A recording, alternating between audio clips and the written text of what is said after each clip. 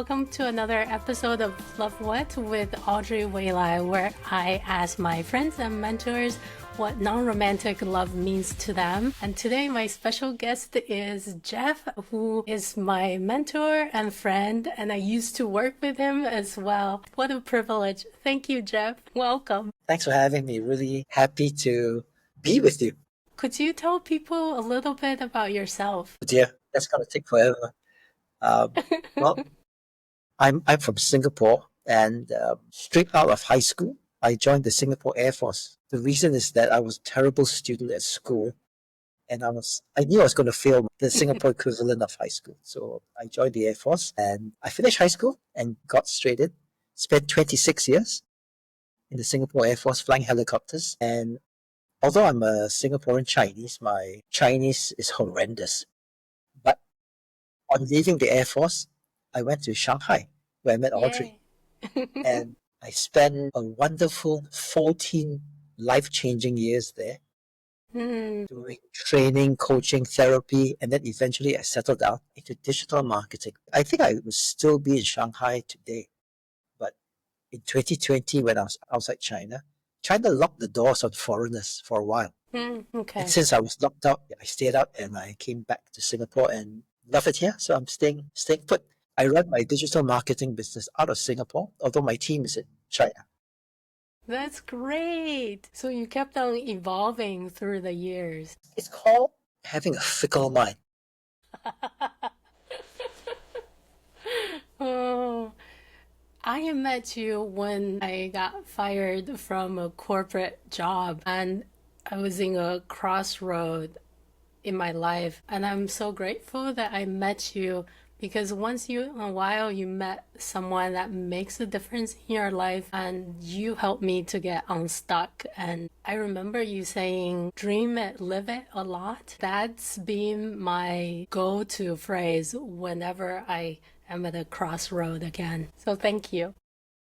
I just happened to be there when you needed someone. That's all. I'm just another guy in the street, really. Thank you. Besides romantic love, what does love mean to you? When you told me we're going to talk about this, I had to stop and think, because even romantic love, what does that mean? People are confused about that. Yeah, just to put everything in perspective for your followers, I'm twice divorced. Yeah? Okay. I speak from a different experience. I would have to say that romantic love made me get married twice. And the irony is that these two women are the same person in different forms. Wow. Almost identical, even in their hobbies and their musical talent. So it's kind of shocking. Yeah. Romantic love blinded my common sense. I have no regrets about getting married. So my view on romantic love is that it's just a term. Yeah. Because I do have friends. Yes. One of my friends is 66 this year, met his wife, and he met her when she was two different couples. They both met their wives when they were 18, and they're still together. Are they happy together? You don't have to answer that. No. One of them, yes. One of them, no. And it's very interesting. The one that's very happily married, they don't have that kind of Western concept romantic love, but they're there for each other. Yeah. Best pals, life partners, and all those things. But fireworks and stuff like that, I think that left their lives a very long time ago. But they are connected. So what kind of love do you call it? I have no idea. Just love. So they show up for each other when there's a need. Yes. So how do you define that? Your parents are, I would say, traditional Chinese. Yes. So if you were to ask them this question, they would just stare at you and what's wrong? I've asked them before. I've asked them separately, and my mom is diehard romantic, and she believes the Hollywood stories and fairy tales. And my dad said the love between them is no longer the passionate flame. It's more like family or brotherly love and more friendship. Deep friendship. Yeah. And they can count on each other when they need emotional support. And I think that is a better aspiration for married couples rather than romantic love, which could be a Hallmark cards concept. Yeah. Romantic love, or the idea of it, get us into a lot of trouble, I think, or headaches and heartaches. How do you express self-love and self-care? Because you look really good. Those questions are tough. Self-love and self-care. Two different things. I didn't have this concept of self-love in me until I went to Shanghai. And because I started working as a coach with expat wives, not the husbands. The husbands were business type Yes. coaching, but the wives were always talking about self-love.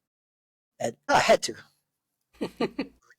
and think about it deeply. Then I got a client. I started writing blogs about self-love. And again, this is a very, I would say it's a Western concept, but it's kind of a newish concept, self-love. And it means a lot, and yet it means very little. It depends on your personality. And we're all different, yeah? So for me, self-love means I just give myself a break when I'm not doing well, mentally, emotionally, whatever. So if I love myself enough, I can do the c'est la vie and life goes on.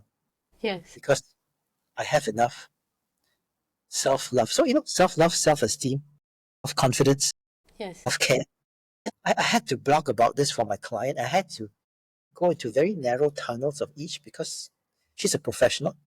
So to her, it does make a difference because her therapy for self-love issues is different from self-respect, self-care, self-this and self-that. They're all, for her, under different tunnels. But for me, they're one and the same. So self-love is really for me to forgive myself and to allow myself when I want something to happen emotionally or to buy something or not to buy something. So, man, you ask very difficult questions. I'll take that as a compliment. Yes. When I was growing up, when I said I love you to my parents, it was really difficult to say it and also for them to say it back to me. And I remember my dad would say in Chinese, 一样一样, which means ditto. And I challenged him. I said, are we in, what's that movie with Demi Moore, Ghost? Where the guy would say ditto when she said, I love you. Now we do say we love each other, but oftentimes in English because it's really hard to say in Chinese. What is it like between you and your daughters? With my parents, that is not something we say. Yeah. We just don't. Yeah. With my daughters, I do tell them because they grew up in a different environment. In fact, the first time I hugged my father, my late father, was when my first wife came into his life because she's a hugger. She hugged him, hugged my mother, and they're all like, yeah. So because of her, he learned to hug me, but it was very... So I'm brought up in that way. But with my kids, from day one, it just came up. It's just different times. Yes. With them, we actually say it, we write it, we mean it. I think from that generation on, it's just a normal thing to do. I met someone last year. He's a poet, and he said he thought he reached full capacity of expressing love until his son was born, and then just his heart cracked open more and he felt more love. Was that your experience when your children were born? Simple answer is no. After my second one was born, there's a 3-year gap. I realized something, that my purpose in life was to enjoy their company. That's it. And my identity changed. If I didn't have children, I would have a different purpose in life. And because of this thing that my purpose is to enjoy the company of my kids, I made a lot of strange decisions, and I did my best to be there for them. But I realized that, because I thought that's an expression of love. Well, actually, I didn't do enough, or I did the wrong thing at the wrong time. So trying to narrow our definitions of love and how we express it, I would say it's never going to happen. Because we are all so different. Yes. My eldest daughter is a perfect example. Gave birth in January. This is not a grandfather's bias or a father's bias speaking, but I have not seen a better mother. Wow. This is amazing, and she was also surprised at how easily. So between her and her daughter, there's this bond which will never disappear, regardless of what happens in their lives. It Yes. will always be there. So sometimes by trying to define these kind of esoteric topics like love, freedom, Mm, it's just my perspective versus yours. Yeah. yes. So my father loved my mother very much, but they had very different ways of showing it, completely different.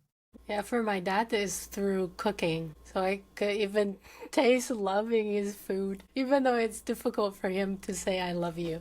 The topic of love is a little bit, I don't know what's that word, it's a little bit, I wouldn't say unusual or strange, but it's not something that I think about at all. It's just Mm, something that either I do or I don't. And mm. I realized that trying to define it, uh, because after you wrote to me, I was thinking about this a long time, and I couldn't answer any of your questions at all. Oh, then tell me about flying a helicopter, because I tried that 2 years ago and I loved it. You actually got I your flew hands. one, I took an introduction course. Yeah. It's different because it is a Hmm. job, yeah. And it's so hot in Singapore, so it takes the fun out of it because you walk out in the blazing sun. We are wearing long sleeve flight suits. We have this giant life vest Hmm. because Singapore is by the sea, so we have to Yes. have this inflatable thing. It's called a Mae West. So if you're old enough, you know why. Because when it inflates, you look like Mae West. So this is Okay. an American name, and we carry a 2-minute water bottle, air. Yes. So it's very heavy. We got gloves, we got boots, we got helmet. Inside the cockpit, before we start up, the outside temperature is 35 to 37 degrees. The inside is about 40. So Hmm. that's fine. But overall, I have to say that flying is like no other. That experience is like no other. But when I'm in it, it's not something that I wake up, yay, today I'm going flying. No, it's not. Hmm. It's a job. Yes. 2 hours before the flight, you breathe. So there's a lot of things that happen. After you land, you breathe again. So an hour flight could take you 3 hours of work. But when I think about it, the flying part, nothing beats it at all. Hmm. Do freedom, blah, blah, blah. No, no. It's about me being in control of something. It's like those wingsuit flyers. Yeah. They have a parachute, but they fly down cliffs. Hmm. Man, that's the kind of high that I probably get that today if I went back to fly. Hmm. Uh, because I haven't done it for so long, over 20 years. Hmm. It gives me a sense of saying adventure is a cliche. It just gives me a sense of because you have to be in the moment. I'm in the moment and I'm in control. Because I hated flying as a co-pilot or a passenger. This control. So again, that's because of my personality. This allows me to express my control in a way that very few things in life can. That's why people jump off cliffs, those base jumpers. Yes. Same thing, except the adrenaline rushes much more than my flying. I worked for a event production company in New York before going to Shanghai, and we had a checklist and we put on big conferences and award ceremonies. So we run a very tight ship, so to speak. Then when I worked with you and we produce events, it was a whole nother level. Your checklist, I remember it so clearly.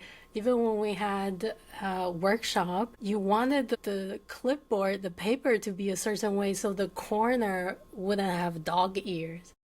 Right, And I right. just loved it. There was so much integrity in that. That's called being anal retentive.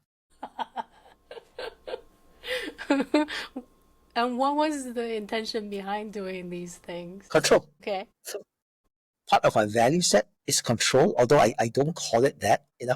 And so, I'm one of these crazy people that's done enough self-awareness checks in my life. So I'm driven by two core values. Yes. One is freedom, one is recognition. But Hmm. recognition is not something that Asians say. So when I become an anal retentive and control freak, it's so that my the outcome could be I get recognized. So that's Hmm. what drives people, not just me. Yes. And I have the freedom to express myself in the way I want because I'm in charge. Yes. In the Air Force, this was very clear. My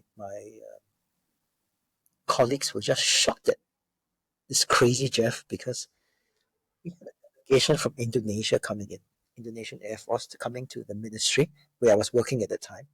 So we set up the conference table as usual, cards, spoons, because it was a sit-down meal first. I was so angry because they put the fork and knife on one side, a badly folded napkin on the other, and a plastic cup. And I was telling them, we got a general coming. We're supposed to impress them. And, Yeah. Can we do this? So those are the kind of things that drove my team mad, fed up. But it's driven by my core values, which is possibly, now that I'm talking about it, a reason why definitions of love appear the way they do. It could be because I value something higher than the word love.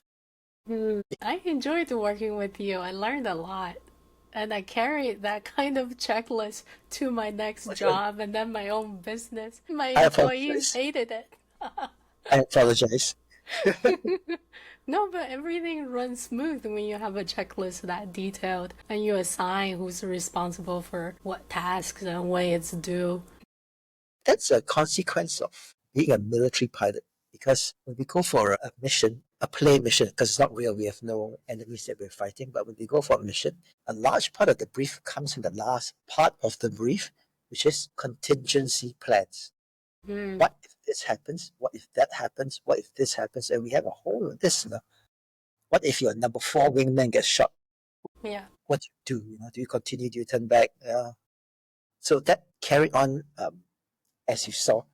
So those checklists are an outcome of contingency planning. That's great. Anything exciting you're working on? I've 1/4 way through my second book, which was supposed to be done in 2015. 10 Okay. years later, I think 25% done. Hopefully within a month, I will finish it. Because I'm What going is to, it about? Are you allowed to have the cat out of the bag? of course, the cat's been out for 10 years. I'm going to continue with my Sticky Steps book series, 54 tips. So everything is a 1-page tip instead of reading 3-4 pages to get to the punchline. Mine's on 1 page with about 100 to 200 words. And it's about storytelling to influence business settings. Oh, that's great. Coming up. So that's exciting. Wow. I'm in the B2B space of digital marketing, not B2C.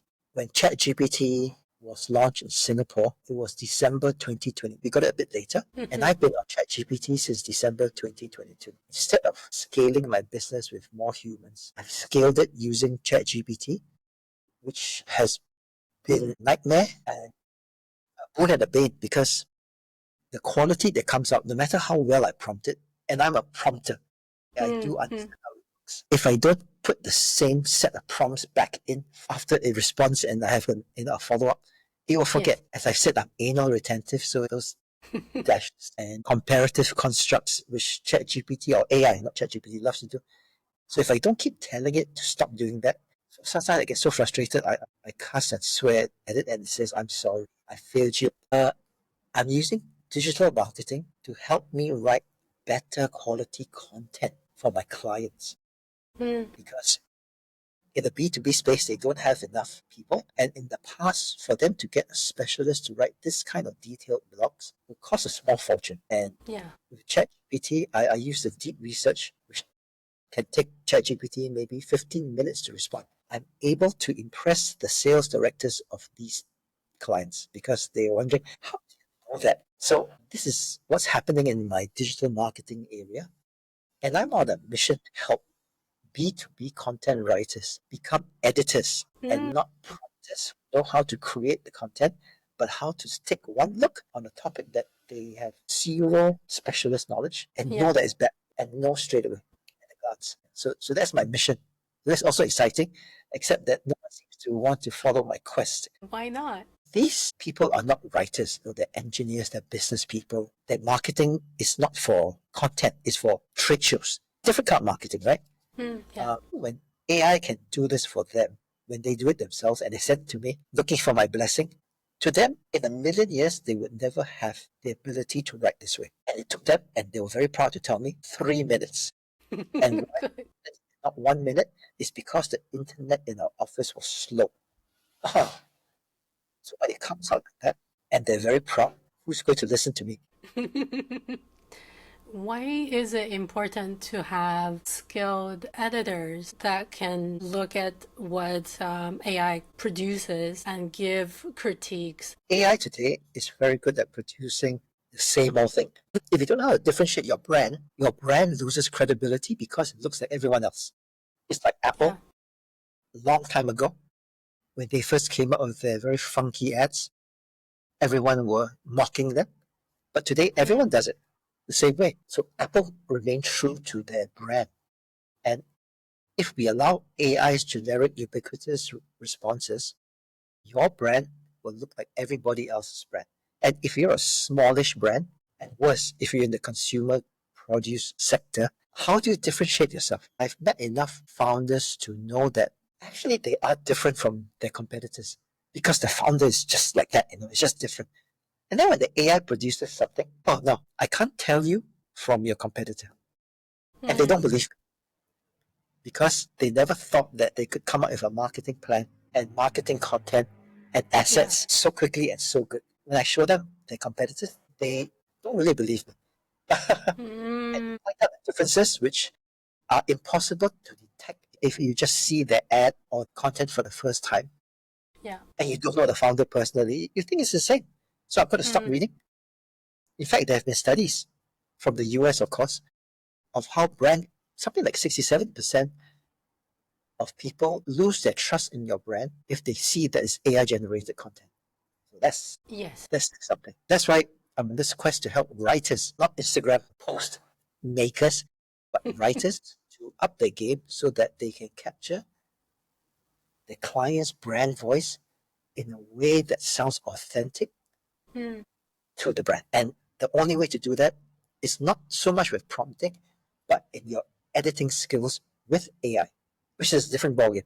Different ballgame. Yes. What are your views about AI? People have very different opinions. Some are fearful, others are excited. I don't know if you're old enough to have written up what do you call it in America? A lift or an elevator. What do you call it in the US? A lift or Elevator? elevator? I I don't call know it because elevator.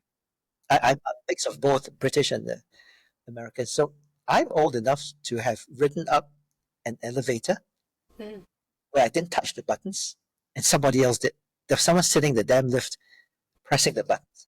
Yes. That job's gone, right? That job's gone.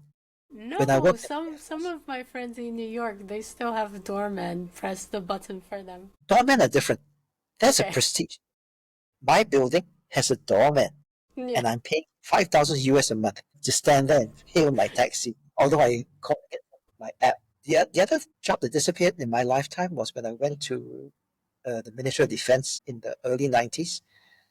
When we used to write papers, we wrote it on paper, literally Yeah. wrote on paper, Hmm. gave it to our stenographer, our typing pool, and they would type it. Those people don't exist anymore. Yeah, so No.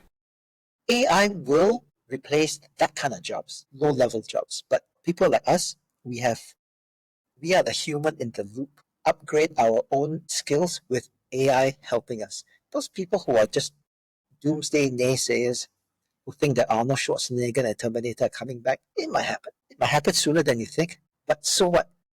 I'm Hmm. not going to let that fear of something which is going to happen 10, 20 years' time to prevent me from using the power of AI. And I would suggest that people listen to Jensen Huang, Okay. NVIDIA's boss, when he's not talking about his company, when he's talking about the future. Hmm. It's, uh, it's a very, very different perspective of humanity. He's a very interesting guy. I enjoy Who listening is to him. he? I've never heard of him. I NVIDIA's lived founder. under a rock. Okay, the NVIDIA chip founder, the AI chip maker. Okay. And when you Okay. say chip, his chip is huge. Whoa. Okay. All right. I'll look him up. Is there anything else you would like to share before we wrap up? Just that I admire people who do this kind of thing to find others to share their views and to spread it. I think that's great. I really do. Thank So you. thank you, Audrey. One more thing. This is my favorite part, which is I ask each guest to leave a gift for me and also the viewers, and that is one question for us to contemplate on. That's a very useful and interesting question. And I have to refer back to my good pal Steve. I've known Steve for a very long time, from the mid-80s till today. Yeah. I think about him a lot. I use his stuff. Unfortunately, Steve Jobs died before I could really meet him, so he doesn't know anything about me, but I know everything about him. And in one of the speeches he gave at Stanford University, which I love very much, the convocation speech, which a lot of writers or social commentators say that that speech at Stanford is as good as I Have a Dream by Martin Luther King. Yeah.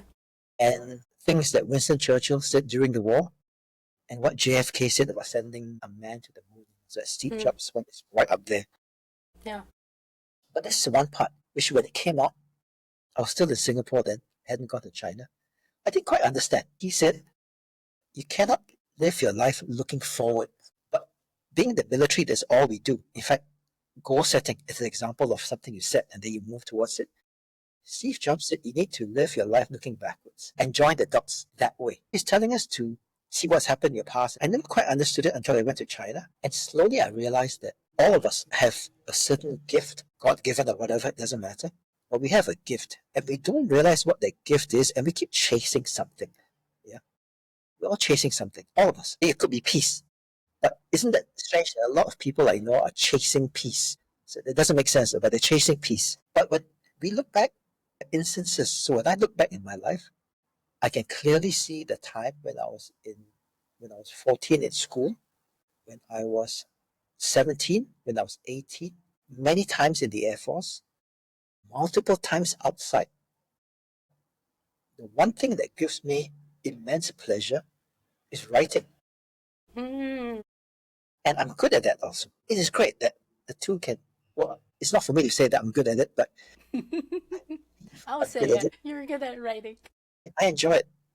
My question that I want to leave with you is to think about what's your superhero powers? But don't think of it in the sense that looking forward or where you are now, but look at where you are now and draw a line backwards. If your life is very short, you have less experience, but the clues are already there. So think about what's your superhero power and do it the Steve Jobs way. Watch that video and then draw a line backwards and see where that brings you. And the answer is there.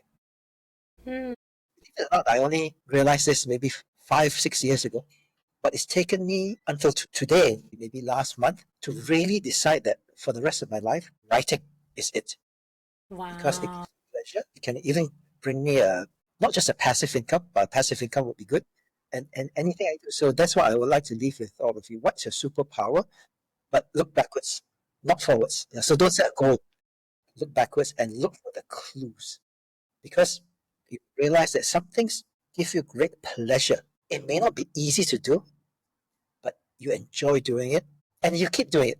No, that's so good. And thank you so much again. Aloha, Jeff. Great talking to you, Audrey.